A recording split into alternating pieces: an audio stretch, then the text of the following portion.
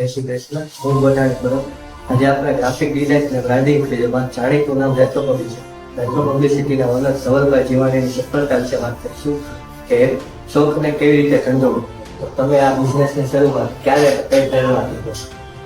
આ ધંધાની શરૂઆત મેં 2018માં કરી અને પ્રેરણા તો એવું કહીએ કે ભાઈ એક જરૂરિયાત હોય અને શોખ હોય એ બંનેને શોખને એક ધંધામાં કન્વર્ટ કરવા માટે મેં શરૂઆત કરી.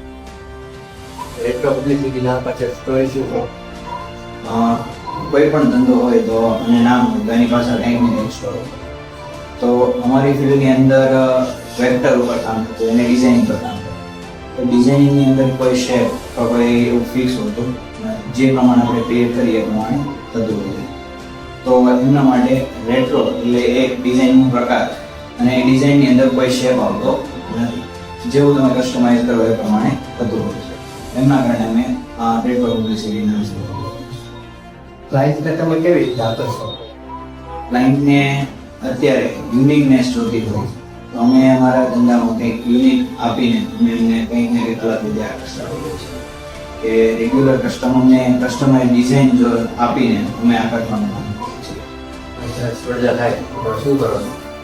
સ્પર્ધા થાય તો વધારે સારું, તો સ્પર્ધામાં ઉતરવાનો મોકો મળે અને જ્યારે સ્પર્ધા વધારે હોય ત્યારે બિઝનેસમાં વધારે મોકો હોય છે. તો જ્યારે પણ સ્પર્ધા થાય તો એ સ્પર્ધામાં ઉતરવું જોઈએ અને એ સ્પર્ધાને પાર પાડવી. સ્પર્ધાને તમે કેવી રીતે ઓળખો છો? તમારી પાસે રીતે ગ્રાફિક ડિઝાઇન સ્પર્ધાને જ્યારે કોઈ કોમ્પિટિટર સાથે કામ કરવાનો મોકો મળે તો મોસ્ટ ઓફલી અમારે રેટ બાબત હોતી હોય પણ રેટને ધ્યાનમાં ન રાખીને ક્વોલિટી અને ક્વોન્ટિટીને ધ્યાનમાં રાખીને કસ્ટમરને સેટિસ્ફેક્શન આપતા હોઈએ તો જેમના કારણે સ્પર્ધા લાંબી ના ચાલે અને ટૂંકી સ્પર્ધાની અંદર સારું એવું પરિણામ આપણે મેળવી શકીએ. સફળતા મળી તેમાંથી તમે શું શીખ્યા? નિષ્ફળતા એ શીખવાનો પોઈન્ટ છે કે ભાઈ નેક્સ્ટ ટાઈમ આ વસ્તુનું આપણે ધ્યાન રાખીએ. ભવિષ્યમાં આની આ ભૂલ રિપીટ ના થાય એનું અમે વધારે તકેદારી રાખતા હોઈએ છીએ. અત્યાર સુધી તમારો સફળ યાદગાર પ્રોજેક્ટ કેવો છે? સફળ અને યાદગાર પ્રોજેક્ટ જોઈએ તો સરદારધામ દ્વારા આયોજિત GPBOની મેરાથોન છે એ અમારા માટે સૌથી યાદગાર કાર્યક્રમ છે. એ ઓર્ડર અમને 3 દિવસ પહેલા મળ્યો હતો અને 3 દિવસમાં અમે સંપૂર્ણ મેરાથોનનું બ્રાન્ડિંગ કામ કર્યું હતું. એ અમારા માટે પ્રાઉડ મોમેન્ટ. તમારી પાસે હાલમાં કઈ કઈ મશીનરી છે? હાલની અંદર અમારી પાસે બેનર પ્રિન્ટિંગ, ત્યાર પછી CMY કે જે કાર્ડ શીટ કહેવાય એમના પર જે થર્મલ લેમિનેશન થાય છે, પછી એમના પર કટિંગ થાય છે. પ્લસ અમારા માટે પ્રાઉડ મોમેન્ટ એવી છે કે અમે સુરતની અંદર સૌપ્રથમ જે કસ્ટમાઇઝ બોક્સ બનાવે એનું સિંગલ મશીન અમે લાવેલા અને જેમાં અમને સારી એવી સફળતા મળી. તમારો ભવિષ્યનો પ્લાન શું છે?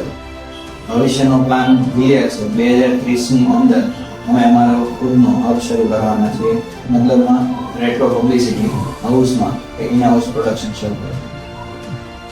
તમારું ટીમ મેનેજમેન્ટ કેવી રીતે કરો છો? ટીમ મેનેજમેન્ટની વાત કરીએ ને તો ટીમ મેનેજ હોતી નથી. પહેલાં તો ટીમ નથી હોતી, ટીમ બનાવવી પડે છે. તમને જ્યારે કોઈ પણ વ્યક્તિ મળે ને ત્યારે એક માણસ હોવો અને ત્યાર પછી એને ટીમમાં કઈ રીતે કામ કરે એ શીખવાડી અને ટીમ બિલ્ડિંગ કરવાની હોય અને ટીમ બિલ્ડિંગ થઈ ગયા પછી મેનેજ ઇઝીલી થતું હોય જે આપણી કંપનીને સમજે છે, આપણા વિઝનને સમજે છે અને આપણા ગોલને સમજે છે. અમારી જેમ કે સ્ટુડન્ટને આ ફિલ્ડમાં એન્ટ્રી લેવી હોય તો કઈ રીતે લઈ શકે છે? સ્ટુડન્ટને આ ફિલ્ડની અંદર એન્ટ્રી લેવી ખૂબ જ સરળ કે કોઈ પણ કોર્સ કરીને અથવા કોઈ જે ગ્રાફિક્સ શરૂ છે એની અંદર આ રીતે કામ કરી શકે. એઝ અ ફ્રીલાન્સર તરીકે પણ આમાં કામ કરી શકે કે ભાઈ 12મા ધોરણની અંદર સ્ટડી કરતા હોય, 11મા ધોરણની અંદર સ્ટડી કરે છે તો એમને પાર્ટ ટાઈમની અંદર આવું કંઈ કામ કરવું છે અને એમનો શોખ છે તો ઇઝીલી આ કામ કરી શકે અને એમના માટે બેટર ઓપોર્ચ્યુનિટી. તમારો કેમથી સમય આપવા માટે ખૂબ ખૂબ આભાર.